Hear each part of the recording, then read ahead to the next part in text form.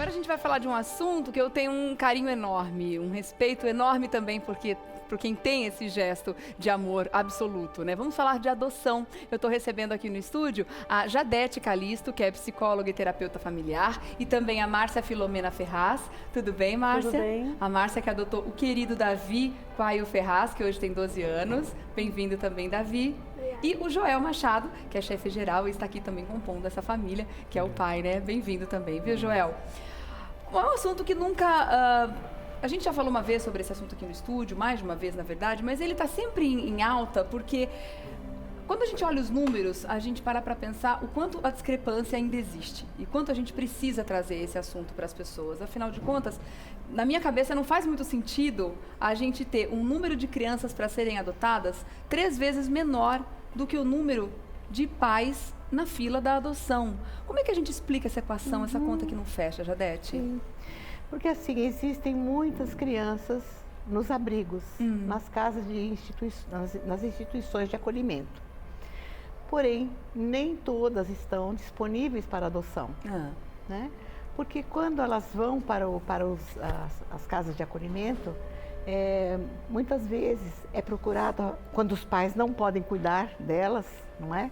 E elas tiveram que sair de suas famílias, é procurado a família nuclear extensa, tá, né? A família extensa, para que alguém possa cuidar dessas crianças. Que seriam os avós, os avós, tios, né? Enquanto isso também tem mais ou menos 1 ano e meio que essas famílias poderão ser tratadas. Até então as crianças ficam ali no abrigo esperando que esses pais sejam tratados. Muitas vezes tem a questão da drogadição, não é? E as pessoas muitas vezes não querem sair ou não podem, não conseguem sair da zona de conforto delas. As famílias serem tratadas significa tentar inserir essa criança novamente nesse contexto. Tentar inserir a criança novamente no seu núcleo familiar, né? E muitas vezes isso não é possível. Então, o que acontece? Né? As crianças não estão disponíveis, elas ficam esperando. Por exemplo, bebês. Quanto que é difícil encontrar um bebê para adoção. Porque quando o bebê é levado para a instituição, a família também é o mesmo processo. A mãe vai ser tratada, a família vai ser tratada. Enquanto isso, a criança vai ficando ali 1 ano e meio, 2, 3 anos, né? Esperando que a família se reestruture para que ela volte para o seio familiar. Tá. Por isso que a gente vê esse número de pais tão grande esperando, né? Sim. Imagino que outros fatores também incidam sobre isso, né? Sim. A idade das crianças, Sim. o fato de terem alguns irmãos também, Sim. a lista de restrições da maioria das famílias que estão na fila costuma ser maior ou não? Sim, tem muitas pessoas que querem adotar, mas existe também a questão de não aceitar grupo de irmãos, ou não aceitar a criança mais velha, não é? Que chama de adoção tardia a criança de 5 anos de idade. 5 anos já é considerado tardio? A criança com 5 anos é chamada já de uma adoção tardia.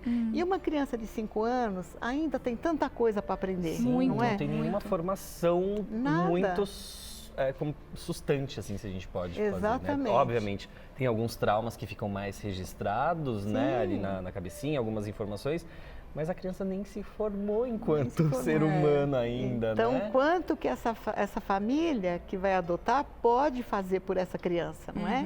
Que é um ser que está em formação. E quanto que ela pode ainda mudar, não é? Exatamente. Quer dizer, pode mudar em qualquer idade, Em qualquer né? idade, né? A gente está Sim. sempre aprendendo, sem dúvida nenhuma, né? Por mais idade que a gente tenha, com Sim. certeza.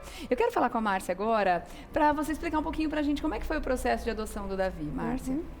Bom, o processo de adoção do Davi foi um processo delicioso. Já está emocionada só de lembrar, né, Márcia? Porque realmente é uma conexão. A gente estava falando isso agora há pouco, né? Que é muito interessante quando a mãe, quando o pai, quando a família toma essa decisão e vai encontrar com a criança. Dá a impressão de que realmente o universo já está cuidando para que esse encontro de almas aconteça. E pela sua emoção, pelo seu rosto, está escrito que foi exatamente isso que aconteceu entre você e o Davi, né? Sim. Então, agora, inclusive, fiquei sabendo agora, né, ali aguardando, que a doutora Jadete tem os vídeos de eu chorando no grupo. Ah, verdade! Porque Márcia passou pelo processo adotivo, a gente coloca no grupo um trabalho de preparo emocional dessas pessoas, né? E Márcia participou desde o início, né, desse processo. Porque existe uma preparação para a família também. Creio que tem que haver essa preparação. Por quê? Porque vamos chamar de adoção como... Eu entendo o desejo, o sonho de maternar, né? Você pode maternar de várias formas. Pode o filho consanguíneo, né? Porque a gente chama de biológico, mas todos são biológicos, ninguém é um ciborgue, né? Sim, exatamente. Então, assim, de forma consanguínea, da forma adotiva. E também, você pode maternar de outras formas também. De repente, eu vou fazer um trabalho social fora. Fazendo uma assistência, não é? Isso, Exato. Claro. É maternagem também. E tem que haver uma preparação, né? O que muito se discute no grupo é que, mas os pais biológicos não se prepararam, tiveram... Bom, não se prepararam, tiveram, olha o que aconteceu. A criança hoje está tutelada pelo Estado, né? E quando ela começa a ser tutelada pelo Estado, ela é abrigada, o pior já passou. Apesar de todo o problema do abrigo, de ficar tanto tempo, o pior já passou, porque ela chegou num nível realmente de vulnerabilidade muito grande, né? São os maus tratos, o abandono. E o processo, assim, a minha vontade de maternar foi muito grande, né? Eu tive também, lá atrás, no passado, um problema de gravidez ectópica, né? Que foi comentado, a gente conversou muito no grupo sobre isso. O grupo é coordenado, né? Quem encabeça a doutora Jadete, a doutora Cecília sempre na parte do vamos lá, gente, vamos em frente, ou não você vai parar, você vai ter que rever alguns pontos. Também na questão jurídica, né? E a doutora Jadete sempre ali cuidando da gente, acolhendo a gente. O grupo, inclusive, chama Acolher, porque, no fundo, os filhos precisam ser acolhidos. Nós precisamos ser acolhidos em todo momento, Sim. mas mesmo muitos filhos consanguíneos não são acolhidos dentro da família, Exato. Com certeza. das famílias biológicas. Infelizmente né? acontece muito, né? Isso. E nós não estamos falando só de um perfil de classe social, não estamos falando só da questão de violência ou de abandono explícitos, mas também em outros graus, outras nuances. E realmente eu tive que trabalhar muito a situação. Eu trabalhei, essa gravidez ectópica me gerou um luto, né? Eu lutei, eu me recuperei fisicamente rapidamente, né? Assim, teve todo o acompanhamento médico, mas psicologicamente eu me lutei, né? E também teve uma série de questões que você tem que trabalhar para poder encarar uma maternidade. Que maternidade são flores e dores, né? Mas eu creio que são mais flores do que dores. Sem dúvida. Mas se prepara que tem as dores. Lógico. Mas eu defendo a ideia... Se prepara que tem as dores também, mas tem que Tem, trabalhar. claro. Mas as dores são um aprendizado que a gente passa em todas as situações da vida. Na maternidade Sim. não é diferente, né? São duas pessoas, duas relações, duas pessoas se conhecendo, aprendendo juntas, né? Sim. É bem complexo mesmo. Mas eu defendo a ideia de que mesmo para você gerar uma criança, a gente deveria passar por cursos intensivos de aprendizado de como fazer uma criança A tua crescer. vida muda. Como você tem que estar preparado psicologicamente para isso? Eu acho um erro a gente Sim. não ter. Você quer ser pai? Tá bom, então vem cá fazer o curso. Vou à faculdade. Eu acho que tinha pai ou mãe, Seria importante, né? né? Eu acho que seria fantástico se a gente tivesse. Mas que bom que existe esse preparo. Eu acho que isso muda a vida de muita gente, porque assim como na questão da gestação a gente tem esse período para entender o que está acontecendo, a gente amadurece o processo, a gente se prepara a casa, prepara a cabeça, o corpo, né? Esse curso, imagino que ajuda nesse preparo também, né? Sim, na verdade, assim, antigamente, quando nós vivíamos em pequenas comunidades, esse aprendizado era passado das avós para as mães e das mães para as filhas. A gente já fazia uma faculdade na vida, Já né? fazia uma faculdade na vida, mas hoje, nas grandes cidades, você não conhece ninguém, você está sozinha. Exatamente. Sozinho no mundo, o casal está sozinho, De repente na tem verdade. um bebê no colo. Um bebê no colo e você não tem em quem se espelhar. Como você vai aprender isso tudo, né? Que você poderia aprender se você tivesse numa comunidade menor, né? Como era antigamente. Né, Hoje em dia, não. Então, assim, no processo adotivo, nós propusemos, assim, no livro que eu acabei fazendo, é um curso, na verdade, através de cartas, onde a gente propõe que as pessoas que querem adotar escrevam cartas para o seu filho imaginado. Antes, né? Eles estão no processo de adoção. Então, assim, qual é a sua motivação para a adoção? Por que você quer adotar? Esse é um tema, né? Se entender primeiro. Se entender. Tentar encontrar quais são os motivos ali, o que está guardadinho ali, que muitas vezes a gente não encontrou. Exatamente. Quem somos nós? O que a gente quer com essa adoção? Por que adotar? né? E é bom porque também é como se fosse um tempo de gestação para a família, né? É uma gestação que não acontece da forma natural, mas Sim. também é um processo de já da família começar a se entender já como pais. Exatamente. A gente chama de tempo gestacional, né? Esse processo todo de preparo. Porque assim, quando eu comecei a participar do Grupo Acolher em Mãe de Porã, de preparo adotivo, falava-se muito da parte jurídica do processo, né? Sim, como é que você faz? Você vai ter que ir no fórum, São preencher temas mais tal debatidos, ficha, né? não é? Isso você pode encontrar em qualquer lugar, ir no Google, né? Claro. E aí eu fiquei pensando, e as pessoas que adotam? Como é que elas estão? O que elas estão pensando? Porque você vai trazer uma pessoa para sua casa. E quando você inclui uma pessoa na sua relação, as coisas viram de ponta cabeça. Muda toda a estrutura familiar. Seja claro. em qualquer idade, seja um bebê ou uma criança maior. A dinâmica da família muda inteiramente. Claro. Então, esse preparo, na verdade, que a Márcia passou também todo, né, Márcia, através das cartas, quer dizer, a pessoa sente muito, porque ela escreve a carta em casa para o filho e traz para o grupo no mês seguinte para ler, Compartilhando. para compartilhar Que os seus legal. sentimentos, não é? Ai, que rico isso, que É experiência riquíssima. muito bom. Ô, Joel, você entrou na vida da Márcia depois do Davi, não foi isso? E como é que foi essa adaptação? Como é que foi conhecer o Davi? Ah, foi uma delícia. Uma delícia, é um prazer, né? Menino de ouro.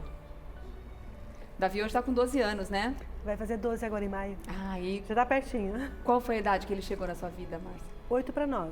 8 Ele para chegou 9. em dezembro de 2016, oficialmente, né?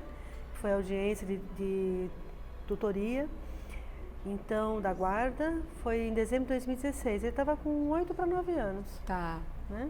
Pode acontecer de uma criança não se adaptar àquela família ou a família não se adaptar à criança Antes e de fazer uma você nova responder tentativa? essa questão, eu queria só complementar que a Márcia estava falando, do olho no olho, que eu sempre falo que adotar é como um encontro de almas, né? Sem dúvida. É a alma do adotante com a alma do adotado. E nesse encontro de almas, nasce o vínculo de amor, o vínculo de afeto, que é o cordão umbilical da relação interpessoal. É verdade. E que isso não se quebra, né? Não se Jamais. quebra. Agora, respondendo a sua questão, né? Existem, na verdade, adoções que não dão certo. Quando eu assumi como supervisora da Casa de Acolhimento em Mãe de Porã, o que me impactou muito foi o retorno de 4 irmãozinhos que haviam sido adotados. E por diversas vezes isso aconteceu, né? A primeira vez foram os 4, depois a juíza pediu um estudo psicológico na possibilidade de separar esse grupo de irmãos para facilitar a adoção. Acontece que foram devolvidos de novo, tanto as meninas quanto os meninos, que eram grupos foram separados. E aí, quando nós assumimos a instituição, em 2013, essas meninas estavam voltando de novo para o abrigo, Meu Deus. muito maltratadas, com piolho, com a mesma roupinha que haviam saído do abrigo, entendeu? Então, uma situação, todos estavam extremamente deprimidos, achando que nunca mais eles teriam família. Devagarinho, a gente foi arrumando um jeito de encontrar uma família para essas crianças. Aí conseguimos uma família para as meninas, antes, né, foi em Santo André, uma família que adotou as meninas, 2 meninas. E 6 meses depois, encontramos outra família, também de Santo André, que adotaram os meninos. E por coincidência, essas famílias moravam a 10 quilômetros de distância uma das outras. Então, eles puderam manter o vínculo. Então, aniversários e festa de Natal, eles estavam sempre juntos, né? Então, acho que foi uma adoção Nossa, que fantástica, final feliz, né? Final feliz. Até hoje a gente recebe foto deles e a gente fica muito feliz quando vê isso, eles, sabe? né? Comemorando. Que lindo, que lindo. Márcia, pretende ter mais filhos? A gente já conversou e gostaríamos de ter casa cheia, né?